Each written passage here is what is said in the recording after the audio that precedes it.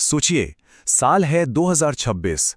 Bharat defending champion अपनी ही धरती पर इतिहास रचने की दहलीज पर खड़ा है। ये सिर्फ एक वर्ल्ड कप फाइनल नहीं है, ये उम्मीदों का, दबाव का और एक पूरे देश के सपने को सच करने का मौका है। तो चलिए देखते हैं कि कैसे टीम इंडिया ने 2026 टी20 वर्ल्ड कप में इतिहास रच दिया। और ये है वो पल, वो लम्हा जब भारत एक बार फिर वर्ल्ड चैंपियन बना। लेकिन यहां तक पहुंचना बिल्कुल भी आसान नहीं था। तो सवाल ये है कि टीम इंडिया ने ये करिश्मा कर कैसे दिखाया। इस जीत की कहानी शुरू होती है जबरदस्त उम्मीदों और भारी दबाव के साथ। आप सोच सकते हैं कि पूरे देश में माहौल कैसा होगा। क्रेज एकदम पीक पर था। भारत 2024 का डिफेंडिंग चैंपियन 2026 का टूर्नामेंट अपने ही घर में खेल रहा था। अरबों फैंस की उम्मीदों का पहाड़ था और प्रेशर, वो तो उससे भी कहीं ज्यादा था। और ये जिम्मेदारी थी इन खिलाड़ियों के कंधों पर। ये टीम एक्सपीरियंस और युवा जोश का एक बेहतरीन मिक्स थी, जिसे लीड कर रहे थे नए कप्तान सूर्य कुमार यादव। और इन सब का बस एक ही मकसद था, वर्ल्ड कप ट्रॉफी को भारत में ही रखना। तो टीम इंडिया ने अपना सफर शुरू किया, और क्या खूब शुरू किया, बिल्कुल एक चैंपियन की तरह। हर मैच में उनका एक ही अंदाज था, अटैकिंग और निडर। ग्रुप स्टेज के सारे मैच जीतकर उन्होंने दुनिया को एक साफ मैसेज दे दिया था। टीम का परफॉर्मेंस मतलब अनबीटेबल लग रहा था। ग्रुप स्टेज में एक तरफा जीत और फिर सुपर 8 में भी वही दबदबा। लेकिन कहानी में एक ट्विस्ट आना अभी बाकी था। और वो ट्विस्ट आया सुपर 8 में, साउथ अफ्रीका के खिलाफ एक हार के साथ। अब ये सिर्फ एक हार नहीं थी, इसने इंडिया की लगातार 12 जीतों की जो स्ट्रिक थी ना टी20 वर्ल्ड कप में, उसे तोड़ दिया। और अचानक टीम की अजेयता पर सवाल उठने लगे और फाइनल से ठीक पहले माहौल में टेंशन घुल गई। और बस इस एक हार ने एक साइकोलॉजिकल प्रेशर बना दिया, क्योंकि फाइनल भी उसी अहमदाबाद के मैदान पर था। वो मैदान जो 2023 वर्ल्ड कप फाइनल जैसी यादों की वजह से भारतीय टीम के लिए एक जिंक्स जैसा बन गया था। तो अब चुनौती सिर्फ कप जीतने की नहीं थी, इस जिंक्स को तोड़ने की भी थी। तो बस स्टेज सेट था। 8 मार्च 2026, अहमदाबाद का नरेंद्र मोदी स्टेडियम। सामने थी न्यूजीलैंड की मजबूत टीम और दांव पर था वर्ल्ड कप का खिताब। न्यूजीलैंड ने टॉस जीता और उन्होंने फैसला किया बॉलिंग का।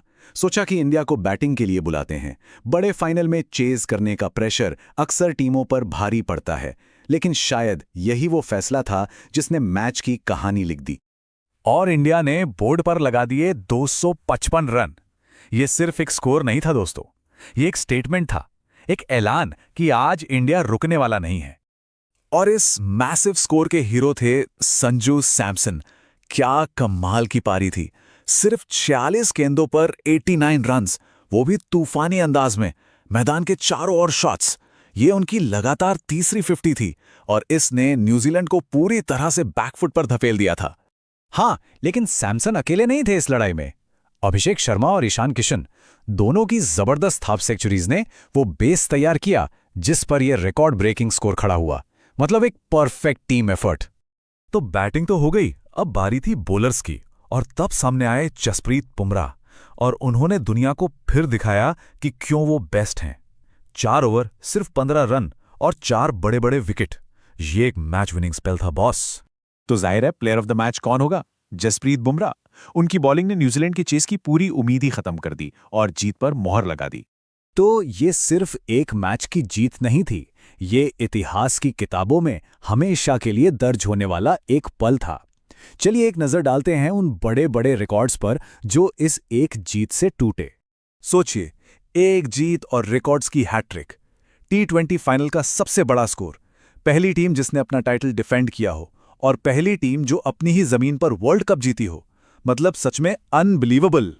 तो स्टेडियम में तो जश्न का माहौल था ही, लेकिन इस जीत की लहर वो पूरे देश में फैल गई। हर गली, हर मोहल्ले में बस एक ही आवाज गूंज रही थी, इंडिया इंडिया।